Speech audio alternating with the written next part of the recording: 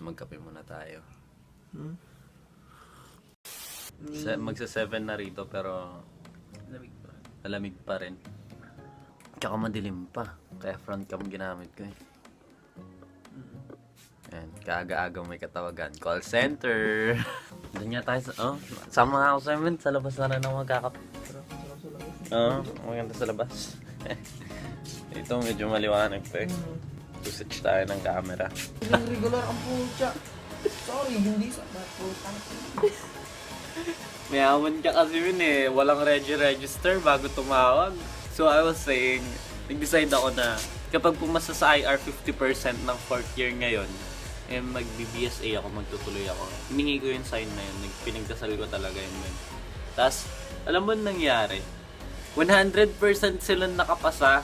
Gula ay, grabe sinampal ako nung prayer ko. Pero syempre, pinagdasal ko rin talaga na makapasa talaga sana sila.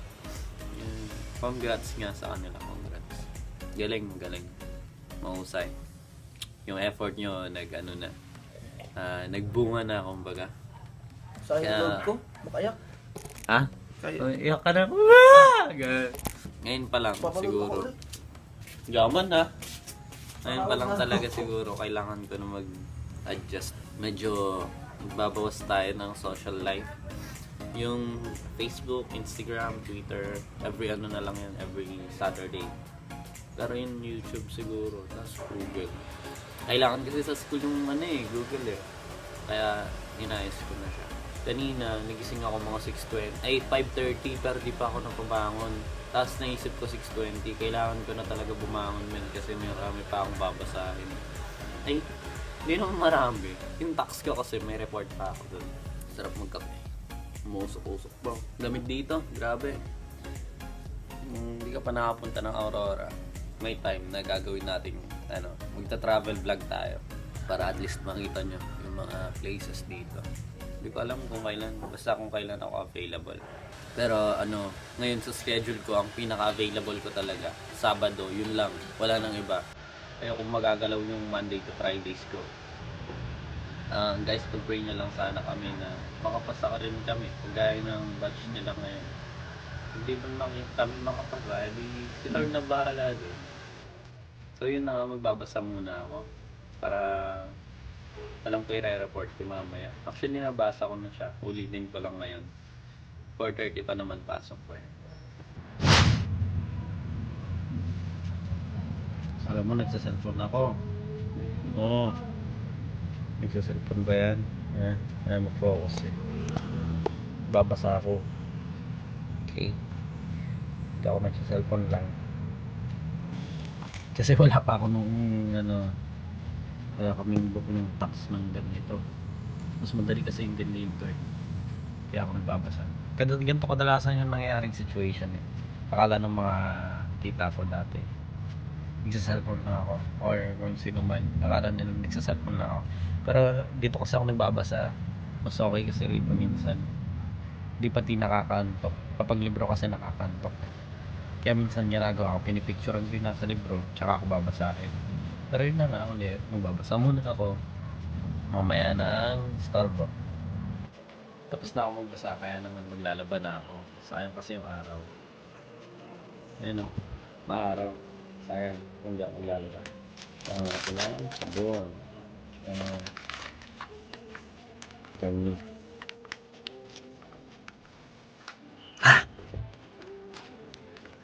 Down.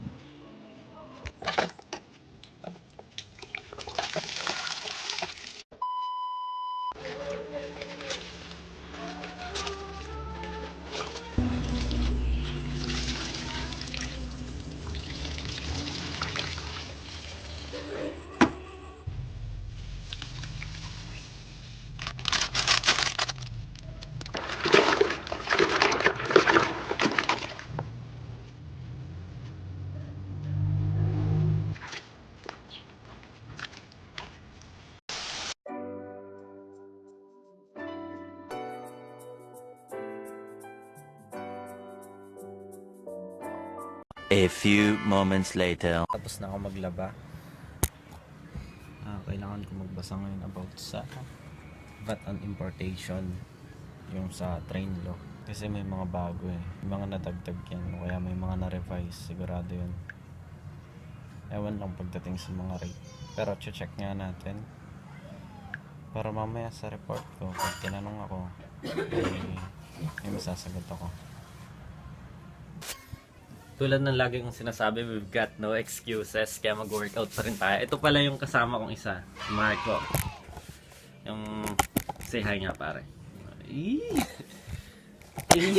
Wrong timing eh. Oh, macho. Yan. Kaya nag-workout ako, nainggit ako sa mga katawan nila da.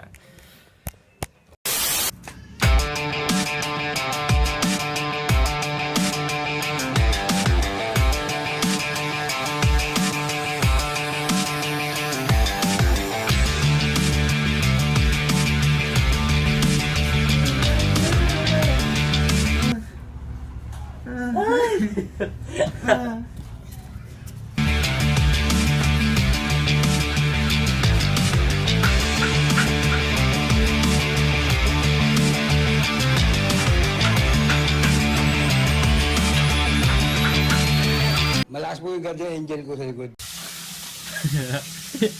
May kalaban. May kalaban siya oh. Aray ko. Aha. Napatok-patok. Sarap. Yummy. Yum, busog na naman si Totoy. Libre na naman ng ulam. Ano po kasi, meron silang, may store sila ng isda. Kaya malaki katawan yan eh. Oh! Shit. Ako, wala pa. Singaw pa, singaw. Siya may abs, ako tabs.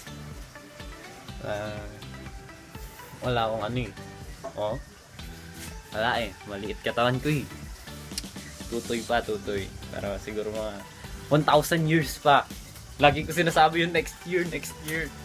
Pero sana mangyari. Chef, ano tawag dyan sa luto mo? Iskalabado. Iskalabado with kubura. Invento ni Totoy Bibo. Ano? Kumukulo. Kanina nakikipaglaban ka lang dyan eh. Kasi masyado siyang matapang at masarap daw siya.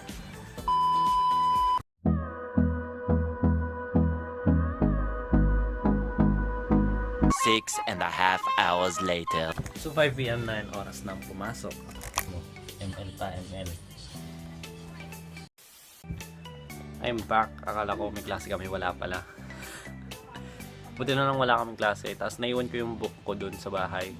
Kailangan kong balikan yung cost ko kasi kailangan kong basahin yun. Tapos yung FAR 1, 2, 3. Ano pa ba? Yun lang. Uwi muna ako. A few moments later. Men, anong oras na? 9:04 na, wala pa si Marco, di pa kami makakain. Hinihintay pa namin.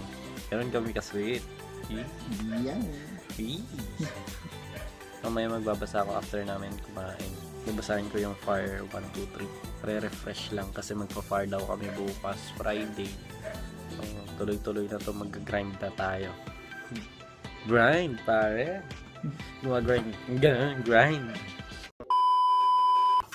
Speaking of. Cheat! Oh, kakain na tayo. Kakain na kami. Kain na. Manganen. Sandoken. Kumuha ko ng kutsilyo sa kusina.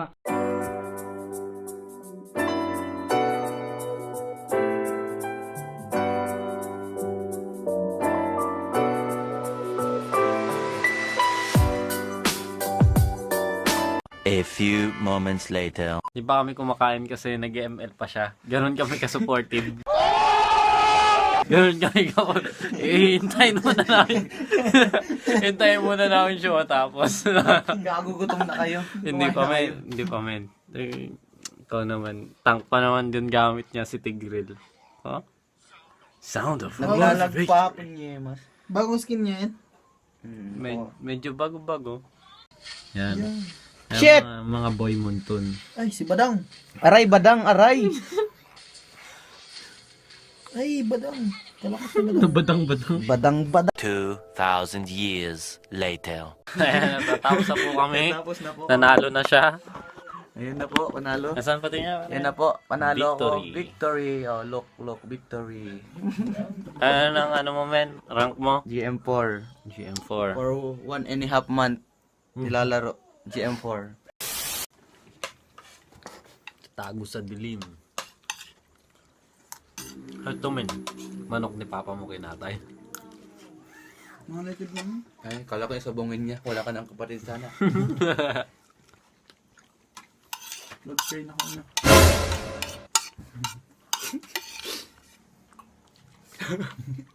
Kain pa. Meanwhile, Men, dami ko nakain, men. My God, manas yung mukha ko na naman, no. Pati chan ko. Oh, pusha. Dami ko nakain. Buti pa yung isa doon, kahit marami kinakain, macho pa rin yun, no. Mga mag-flex ka nga, pre.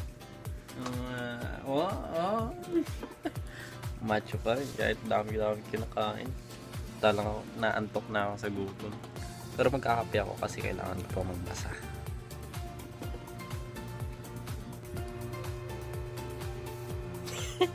Oras na i-edit ko na yung mga videos. Medyo nakapagsimula na rin ako magbasa kaso parang nalimutan ko na. Hindi ko alam. Hindi ko sure. Pero naalala ko naman. Pag nabasa ko na, nare-recall ko. Pero yung ibang part para nalimutan ko. Par 1 pa lang to. Tapos di ko pa nabubuong basahin. Simula pa lang ako actually. Kasi nalibang ako kanina na pilit ko inaalam paano ko maiko-connect yung hotspot ng phone kapag naka-VPN yung phone. So yan na, good night. See you next vlog. Travel vlog tayo sa susunod. Nalimutan ko sabihin, be better every day. Para everyday. Okay. Alright. Maingay pala electric fan kanina. Sorry. RIP sa mga naka-earphones.